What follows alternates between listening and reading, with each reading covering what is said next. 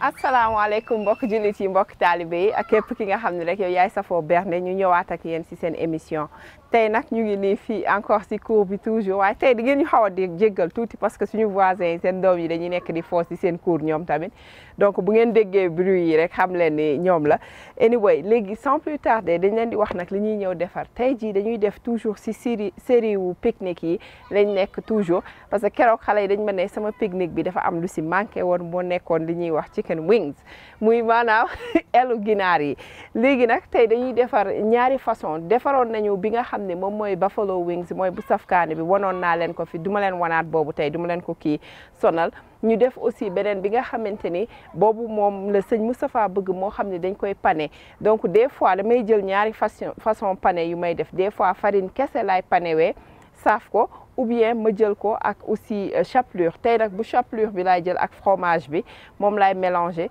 juste rek comme booy defar ginaar gu ñu pané rek lii nag moo si dem dinañu soxla ginaar donc man pilon yi laa jël yi nga xamante ni muy drumettes yi dama jël comme dama wax damay defar chicken wings dama jël moitié bi fi nga xam ne foofu la laaf yi nekk boobu laa utiliser pour bu safkaane bi nga xam ne tànk yi la moom laa utiliser nii pour nga xamante ni moom laay pané parce que moo gën a neex ci pané anyway donc moom moo nekk nii ñu soxla aussi comme li ñu wax rek chapelure moo nekk nii ma am fromage gruyère dinaa am bu mokk ak boo xam ne dafa xaw a am tuuti kii doom xaw ma doom la xaw ma bu ñu gratter voilà donc moom laay utiliser fii yor fii aussi tuuti farine yow yaay xool rek lan ngay utiliser su la neexee nga def farine de coco farine de blé wala farine de lu la neex ma am fii nen donc ñetti nen laa yore ak tuuti meew moom laa jël bati ko donc daal di am fii li nga xam ne moom lañ koy booleel nag tey jii day nekk genre salade boo xam ne c'est fait à base de brocoli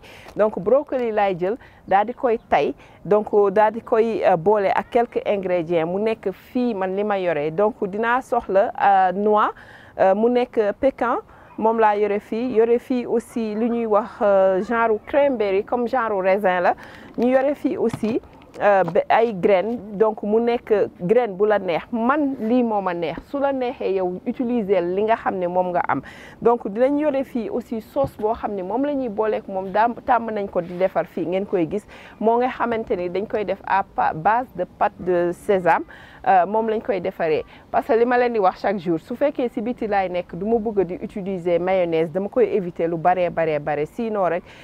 daf lay indil liggéey quoi parce que tout le temps da ngay obligé di ko wut fu sedd foo xam ne foofu nga koy teg à tout moment donc sans plus tarder du ñu def rek lu dul ànd ak yéen si waañoo bismillah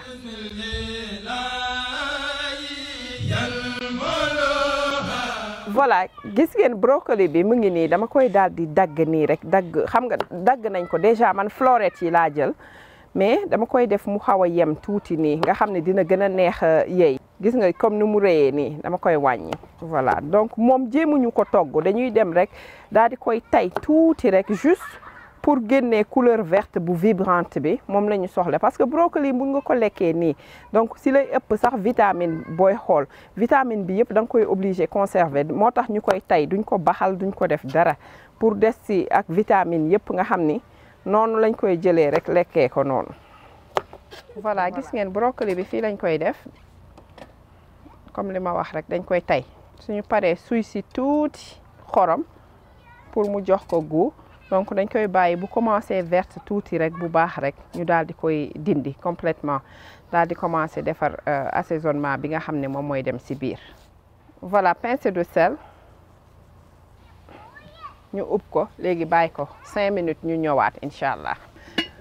voilà gis ngeen léegi fi mu nekk nii dañuy daal di ñëw génnee nañ suñu brocoli bi ba pare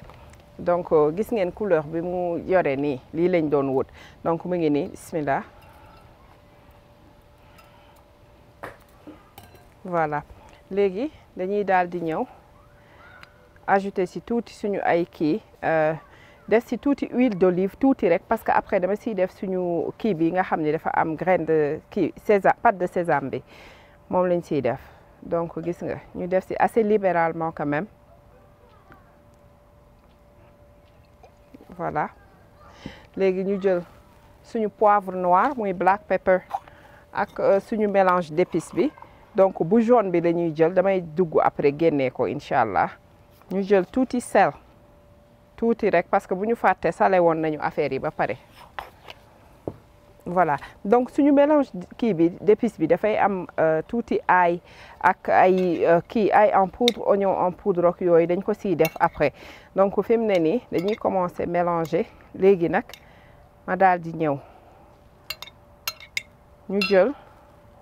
tuuti soble bismillah def ko si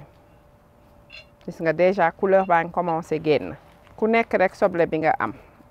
bii laay jël un tout petit peu voilà ma jël aussi tuuti si suñu noisettes yi mu nekk sunflower bismillah donc lii c'est optionnel voilà ma jël tuuti raisin aussi dafa optionnel quoi man cranberries laa jël léegi nga jël aussi sa kii noix bu la neex man ma jël pecans gis nga dama koy xaw a damm nii rek pour mu bañ a dijji loolu donc moom aussi c'est selon votre choix ak votre goût su ngeen ko lu ma def fii te bëggu leen ko rek teggi leen voilà pour le moment nii lañ koy bàyyi ñu defar suñu beneen kii bi dressing beneen bi incha allah voilà gis ngeen donc dama def fii tuuti ay bi nga xam ne muy garlic paste donc moom laa jël ak tuuti sesame paste moom laa yore fii donc muy pâte de sésame léegi dañ koy daal di mélanger moom nand ngeen ko moom la ñuy defaree pour shawarma yeeg yooyu suñ koy defar voilà léegi ndox lañ siy def ndox bu ndugg pour mu lâcher ko bismillah voilà gis ngeen citron laay def tuuti bismillah ku mu neex aussi nga def vinaigre wala leneen lu la neex mais man citron laa choisir pour nga xam ne dina mun a balancer bu baax ak ginaar geek yi ñuy def noonu gis nga voilà léegi mun naa dolliwaat tuuti ndox rek pour gën ko lâcher bismillah voilà mangoog voilà gis ngeen fi mu nekk nii léegi li ñuy def mooy dañuy daal di wàññi fii tuuti wax naa leen beneen bi dañ koy jël réserver ko pour moom la ñuy saucer par exemple suñu ginaar geek yooyu au lieu de ay mayonnaise ak yooyu donc moom la ñuy utiliser voilà léegi nag yooyu yaay xool quantité bi ngay def ndax lu bëri wala lu yem ngay def man damay mélanger nii xool su doyul ma dolliwaat voilà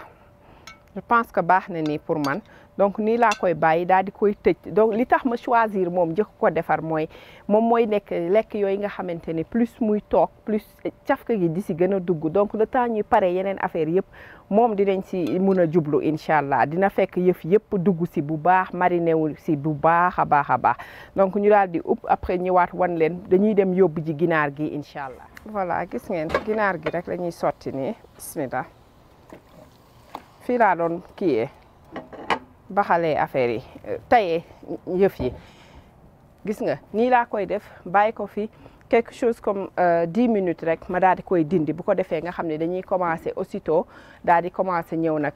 commencer pané beeg affaire yooyu noonu ñu en attendant ñu nettoyer tout. voilà gis ngeen dañuy daal di ñëw yeggale fii gis ngeen gis ma daal di def tuuti sama soble si suñu sauce bi nga xam ne moom la ñuy def fii. su ma paree après damay daal di dagg tuuti persil ak tuuti naana ma def ko si biir incha allah mun naa bañ a def sax naana beeg persil bi ma dagg si sama fleur yi sama jardin bële ma dagg fa naana ak kii ngun-ngun voilà muy basilic moom laa ciy def. naana ak kii basil muy ngun-ngun bi ñoom laa dagg noonu voilà gis nga. def ko ci sauce bi nga xam ne da koy def jox benn fraîcheur bu neex a neexal toujours sa haleine donc doo am sax pour inquiéter wu ak soble bi nga xam ne moom lañ dagg def ci donc mi ngi noonu dañ koy daal di jël teg ko à côté léegi nag ñu daal di ñëw jublu ci suñu pané donc soble bi dama koy ñëw rek après daal di koy def tuuti marinade daal di koy teg à côté pour ki nga xamante ni bëgg na boole soble ci affaire yi incha allah soble bu ñu toog fii li ngeen gis ni nen bi la moog blanc bi yëpp laa fi def ak kii meew donc damay daal di ñëw bati ko nii tuuti daal di ciy def sama sel bu mélangé woo rek ma boole ci sel bi incha allah voilà ma jël pincée de sel def ci donc gis nga moom pare na soxlawuñu ko fuural léegi ma jël sama farine bi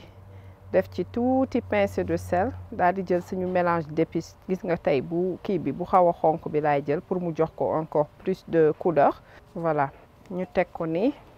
ni ma koy agencé mooy ordre bi may jël bu may togg léegi ñu jël gis nga fii nii moom la suñu chapelure bi nekk muy panko man bu dijj bi laa yore aussi fromage yi donc moom la ñuy jël daal di koy mélanger yépp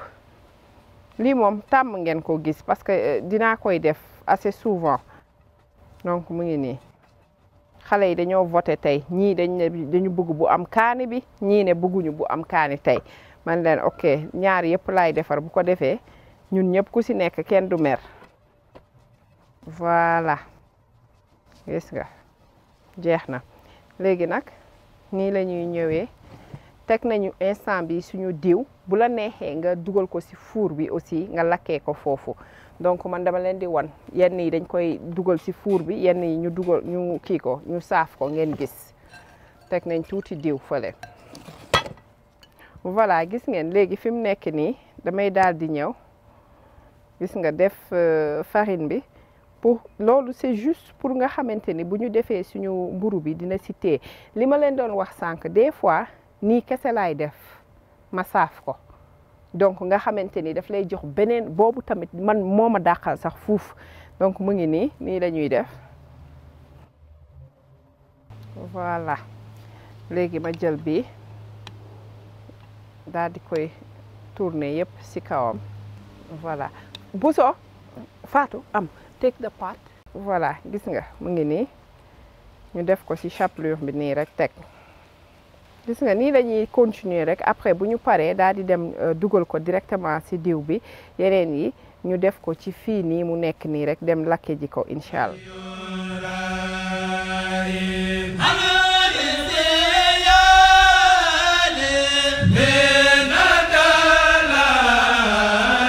fi mu nekk nii dañuy daal di ñëw defar tuuti kii mariner tuuti soble bi mooy li ma leen waxoon sànq donc li ñuy def. Dama am fii tuuti citron moom laay jël bismillah def ci daal di jël tuuti vinaigre tey nag balsamique laay jël mooy bu kii bi bu ñuul bi gis ngeen ko ku mu neex nag nga def vinaigre bi nga am. ñu daal di jël tuuti ci ail bi rek def ci daal di jël tuuti ci suñu mélange d'épices bi bismillah def poivre noir aussi bismillah. Pincée de sel léegi nag ñu jël suñu huile d'olive bismillah mangook gis nga dañuy daal di ñëw rek fi mu nekk ni dugal ci gis nga su moutarde ak yooyu mais man nii laa koy bàyyi parce que bëgguma moutarde bi di compétir ak suñu kii bi kii de sésame bi sauce bi nga xam ne moom moo am pâte de sésame bi. Voilà gis nga nii rek lañ koy def bàyyi ko muy def ay affaire am en attendant ñuy pare donc ñu nettoyer tuuti xam naa bu ñu ñëwaatee ak yéen nag moom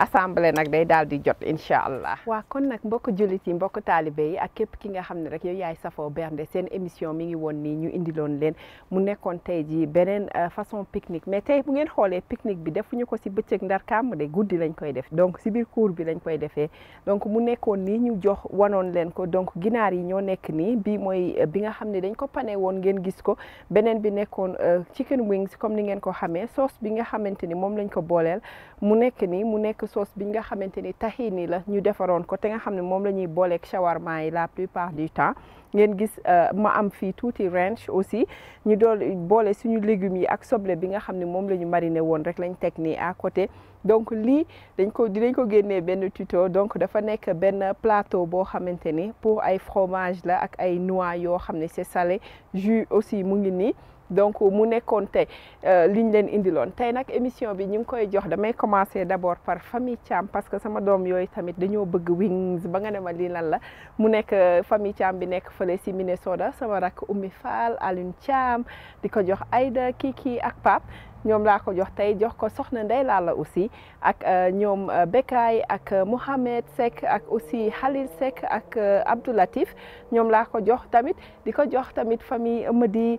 di ko jox ñoom Papi Samba di ko jox sama ñaari seex yi nekk foofu noonu sama doom yi di leen ko may bu baax Mariama di ko may bu baax a baax a baax di ko jox aussi Ramadi suñu sœur di ko jox Ndey Maguette ñoo di ko jox Sister Laboudou donc Sister Laboudou bu ma waxati dara tey jii moom fàttew ma la incha allah jox ko Ndey Aram Jaxate jox ko Kiné Noël Jaxate jox ko suñu frère Bouya Diallo di ko jox daal képp koo xam ne yow yaay safoo bernde sans oublier les grandes dames de chez Bilo di leen wax ni essayer leen recettes yi neex na torop te et puis xale yi dafay nekk benn changement boo xam ne xale yi dañ ciy sawar lool ak mag yi sax si boppam parce que boo moytuwul li ñuy wax opération Jiro mooy am si kër gi tey jii di leen jox dig daje ba beneen yoon ak beneen xeetu recette di leen wax asalaamaaleykum wa rahmatullah